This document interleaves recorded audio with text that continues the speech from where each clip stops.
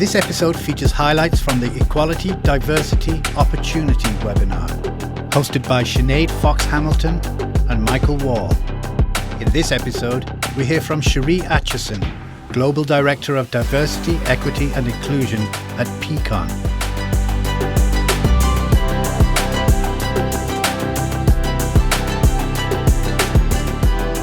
Thank you.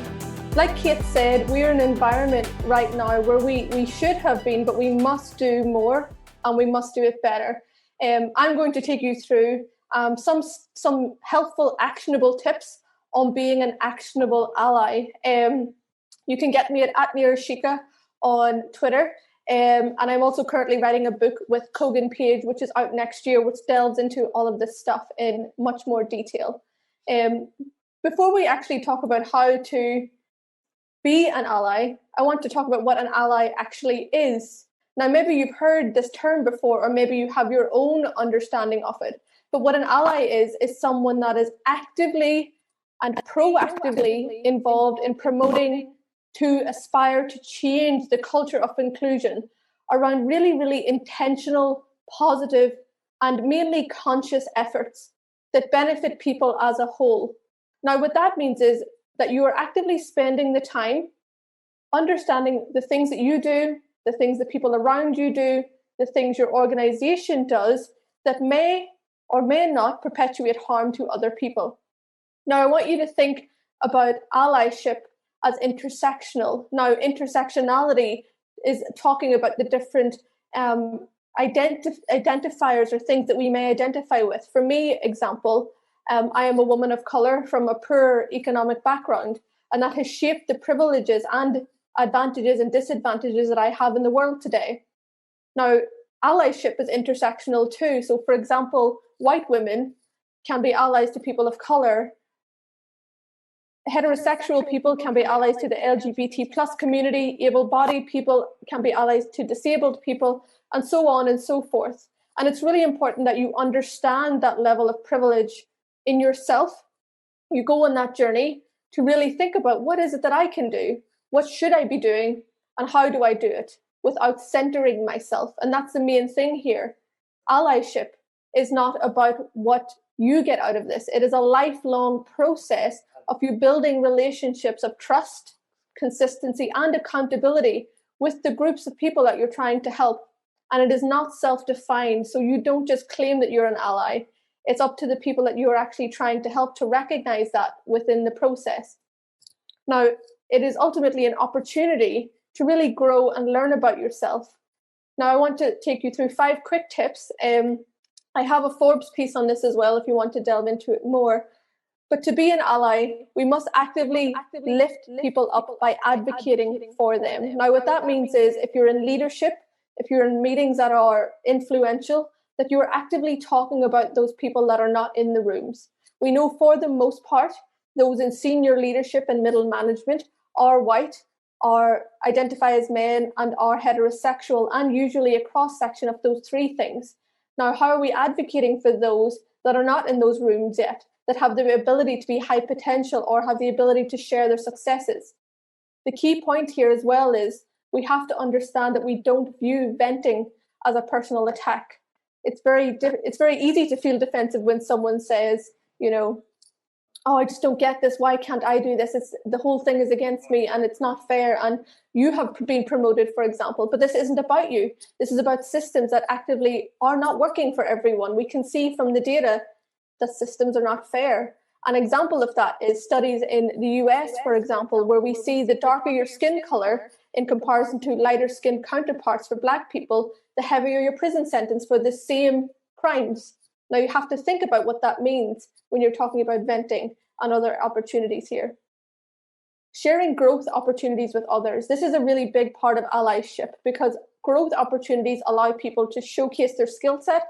It allows them to grow. It allows them to understand the things they need to get better and therefore get promoted, therefore reach those leadership levels themselves. Now, if we as leaders keep all of the opportunity for yourselves, then who learns? Just ourselves? That's not allyship. It's about you actively understanding how can I say, oh, actually, Alfie would be great at that. let's give it to him instead. He would be fantastic for this. Or Cherie would be great for that. She hasn't done it yet, but I can see she has the skills to do that. Again, actively advocating for those people. We must recognize systemic inequalities. We cannot pretend that the world is fair for everyone. It is not. I would like to be very clear. I was adopted when I was 3 weeks old from Sri Lanka and raised in Ireland by 2 white people. Now, my parents are white. That's given me a lot of privilege. My name is Cherie Acheson, so I am afforded the privilege of a name that sounds like it's from Ireland. I have an accent that you cannot tell I am a person of colour until you see my face.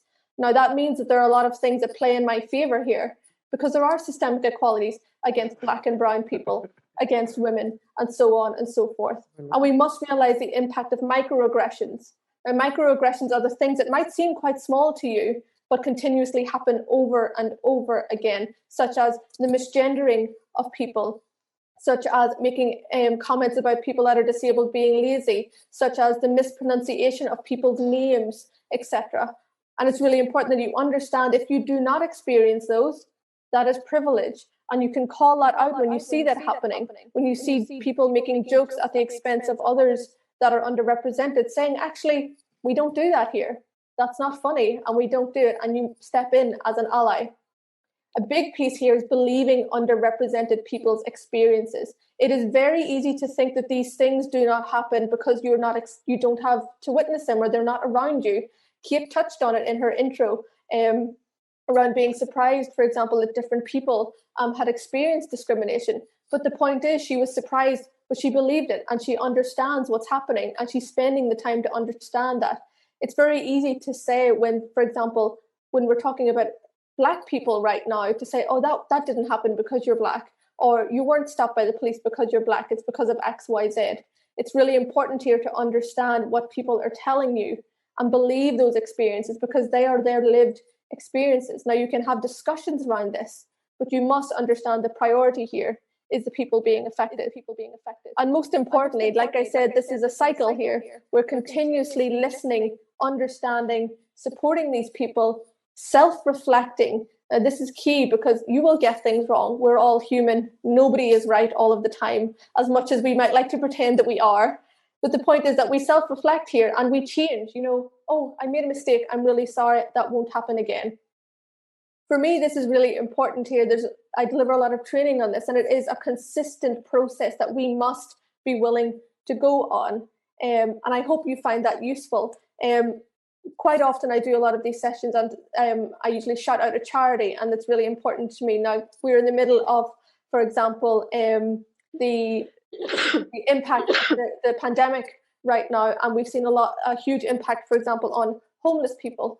And one of the charities I call out quite regularly is Dogs on the Street, which is a charity that focuses on helping people that are homeless, that have pets that can't get, for example, housing because of that, providing healthcare for those people and their pets. And I wanted to shout that out at the end of my session, as if you wanted to help them as well to be able to do so.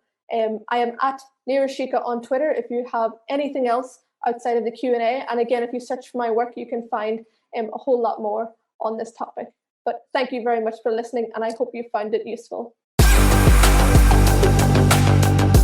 To hear more podcasts or to find out more about FinBiz 2030, go to finbiz2030.com. Join the conversation using hashtag FinBiz2030. FinBiz 2030 is a joint initiative between One Young World and Chartered Accountants Worldwide. This podcast is produced by Big Top Multimedia. The original webinar series was produced by Be There Productions and Big Top Multimedia. Special thanks to Pexels.com.